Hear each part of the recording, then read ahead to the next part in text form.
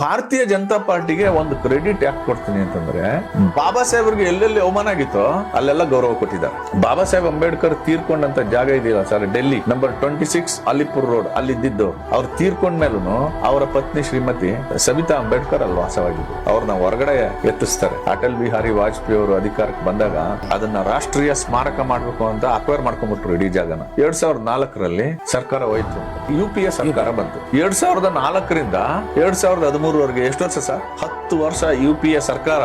ಹಿಂದೆ ಇದ್ದಂತ NDA ಸರ್ಕಾರ ಬಾಬಾ ಸಾಹೇಬ್ ಅಂಬೇಡ್ಕರ್ ಪರಿನಿಬ್ಬಾಣ ಹೊಂದಿದ ಸ್ಥಳವನ್ನ ಅಕ್ವೈರ್ ಮಾಡ್ಕೊಂಡು ರಾಷ್ಟ್ರೀಯ ಸ್ಮಾರಕ ಮಾಡಿ ಅಂತ ತೀರ್ಮಾನ ಮಾಡಿದ್ದಾರೆ. ಎತ್ಕೊಂಡ್ಬಂದ್ರಿ ಅದ್ರ ಫೈಲು. ಬಾಬಾ ಸಾಹೇಬ್ರಿಗೆ ನಾವು ಅವಮಾನ ಮಾಡಿದ್ವಿ, ದೊಡ್ಡ ಗೌರವ ಕೊಡ್ಬೇಕು ಅಂತ ಕೊಟ್ರ 10 ವರ್ಷ ಆ ಫೈಲ್ ನ ತೆಗ್ದೇ ನೋಡಿಲ್ಲ. ಆ ಫೈಲ್ ನ ಮತ್ತೆ ಮೇಲಕ್ಕೆ ಎತ್ಕೊಂಡಿದ್ದು ಯಾರು ಗೊತ್ತಾ? ಸನ್ಮಾನ್ಯ ನರೇಂದ್ರ ಮೋದಿ.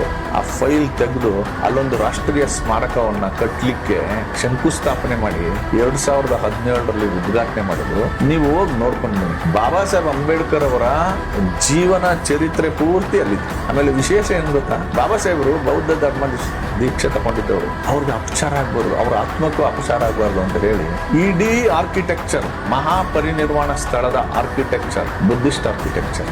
ಯಾರನ್ನು ಗೌರವಿಸ್ಬೇಕು ಸರ್? ನಾವು ಯಾರನ್ನು ಗೌರವಿಸ್ಬೇಕು ಹೇಳಿ? ಬಾಬಾ ಸಾಹೇಬ್ರಿಗೆ ಅವಮಾನ ಮಾಡಿದವ್ರನ್ನ ಗೌರವಿಸ್ಬೇಕಾ? ಬಾಬಾ ಸಾಹೇಬ್ರಿಗೆ ಗೌರವ ಮಾನ ಮರ್ಯಾದೆ ತಂದ್ಕೊಟ್ಟವ್ರನ್ನ ಗೌರವಿಸ್ಬೇಕಾ?